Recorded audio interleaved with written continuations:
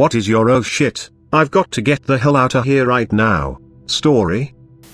I was solo camping in the woods during a phase where I wanted to be a survival expert. I hiked out, miles from any roads or building, built a shelter and then hiked back the way I came. Less than a mile away from my camp, I found a dead coyote, decapitated, gutted, and laid out like a sacrifice or something. The eyes were gouged out and it was strung across a big, flat rock. A rock which I used as a marker on the way in, so I know it hadn't been there a day before. I ran out of there as fast as I could, knife at the ready, probably 10 miles back to my house. I still have no idea who would have done it, but I know I didn't want to run into them in the woods alone.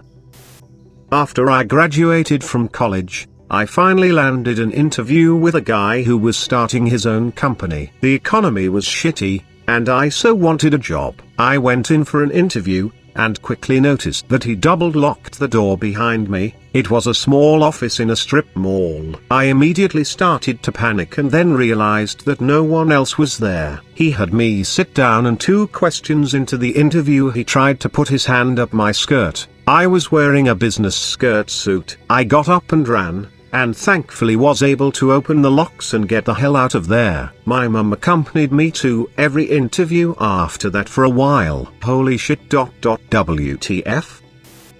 I had a similar situation happen to me. I went in for an interview right after graduation and it was in a small office in a skyscraper. It was me and this other guy who was an employee. The first 10 to 15 minutes of the interview was normal, but then he started to say things like, "You have a boyfriend, right? I can tell. I bet you and your boyfriend have a ton of sex." And when I refused to reply, he'd say things like, "Don't worry, just tell me. A lot of women in Turkey have become really horny in this generation, so no need to be shy." At first I thought maybe he was just trying to be open-minded and show me that Turkish people aren't as strict on sexual topics, but then he offered to drive me home, and me being an idiot, and I accepted. On the drive home he proceeded to ask me even more inappropriate questions like, "Do you have group sex?"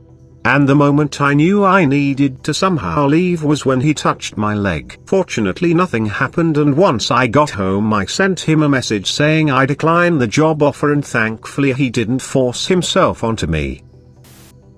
A 500-pound hog got loose at the state fair and started charging right at me. I've never run so fast in my life. People think pigs are cute or silly, but a mother soaking remove limbs. Worse still, the boars will corner you with no chance of escape and then tell you incredibly uninteresting stories for several hours. I worked for an agency that helps people do their daily tasks for home health care. I had a man whose insurance prohibited personal care, like a shower. He was very upset during my visit when I declined his request for bathing. I felt bad at first, but soon the man became very angry with me. He accused me of all kinds of things and started pacing around room to room like he was looking for something. Between that and his spit, yelling rage, I slipped out of the house and drove to a safer place. I reported the incident to my employer and later found out that this person is a sex offender who had previously raped another woman. Who knows what he was planning that day? Maybe nothing, but I'm glad I left. The agency should have revealed that you were going to a known sex offender's house. WTF.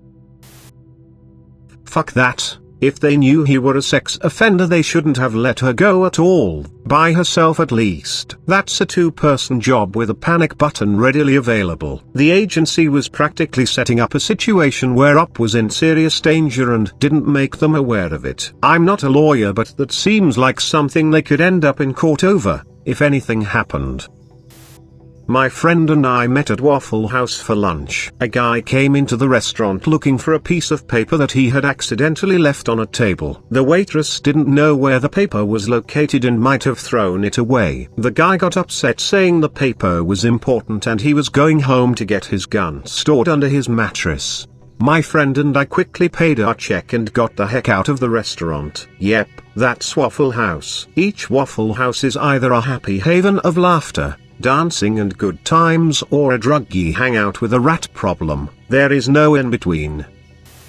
When I was 17 I met with a 23-year-old guy from Aldate. Can't remember his name for the life of me. I had just gotten out of a horrible relationship and was trying to distract myself. We had dinner and when the waiter brought the check, the guy told me he had forgotten his wallet in his car and that if I went with him he could grab it. I told him it was fine and paid for the meal myself. We went into a couple shops, but he kept asking me questions about my ex-boyfriend. Also he mentioned that he had been in jail but wouldn't tell me what for, and I was nervous. Then things came to a head when he kept saying, "Hey, just come to my car for a second please, let's listen to music," and kept getting increasingly anxious every time I declined. I was so scared. I immediately pretended to have a period emergency so I could get out of there, and luckily I had parked in a different lot than he did. I still have no idea what his intentions were, but man, that was terrifying. Fuck that guy very much. I had a similar experience in high school where I was more or less seduced by a guy at a party who wanted to show me the sound system in his dad's Audi. My friends at the time were nowhere to be found, but my gut just told me, go to the bathroom and make it enough or big deal. I later found out the next week that the guy ended up showing his sound system to a girl in my class, and I definitely dodged a bullet. I lived in South Everett, WA for a couple years, was walking home from the bus stop to my apartment, which took me behind the Home Depot. Suddenly a van starts following me. I hear the side door slide open and look behind me to see a man with the top half of his body hanging out the slider door looking at me. I took off running towards my apartment, literally running as far as I could. The van started going faster. By chance a guy was pulling out of the driveway of my apartment complex, sees me running for my life, and stops. The van immediately turns around and speeds off. Guy asks if I'm okay. I ask him to just stay there and please watch me walk into my apartment, which was the building next to his. He did, thank God. I started carrying mace and a very large knife the next day. I was driving north on I-65 in the middle of Indiana. The sky was getting dark, the wind was picking up, it started hailing. I turned on the radio to hear that a tornado was nearby. I determined it was behind me going from SW to NE and about to cross over the interstate. Other cars were driving slow or pulling over because of the rain and hail. I was hauling ass to get away from there. I go through a tornado video binge every couple of years, and recently learned that sometimes the tornado will just blend in with the other clouds or darkness such that you might not even know you're driving towards one. So scary to realize that you can not even know it's right in front of you. Was waiting for the next bus in a bus station at 2 a.m. in Minneapolis. A security guard outside told me to stay within the camera zone. I sat down and waited, all alone except a couple of junkies in another part of the station. Suddenly a guy comes in, and walks up to me. This guy dressed in a black hoodie wearing a skeleton mask stood right in front of me. Didn't say a word, just stood there and looked at me. When he started to walk away I bolted out of there, ran down the street and luckily found a 24/7 Walgreens. So you ran out of the camera zone? I was walking to my house from my ex-house very early in the morning when I saw this little girl with a backpack running for her life from two big street dogs. At that moment I didn't think and I ran towards the dogs and missed a kick. The two dogs came after me biting my legs and arm. They were out of control and these were like the longest 5 minutes of my life. I couldn't stop them from biting me. The little girl kept running until I didn't see her anymore. It was just me and the dogs attacking me. I tried to climb a fence to get inside her house but I couldn't when a taxi driver stopped and went out of the car with a short stick and he tried to scare them off, giving me a chance to run, and without thinking I got inside the car. The guy just ran a couple of times around the car with the dogs behind until he got in and he drove off like really fast. He took me to the hospital where I got a lot of stitches on my legs, arms and hands. That guy is my hero. Every now and then I go to his taxi stop and give them sandwiches or something. We never knew what happened to those dogs.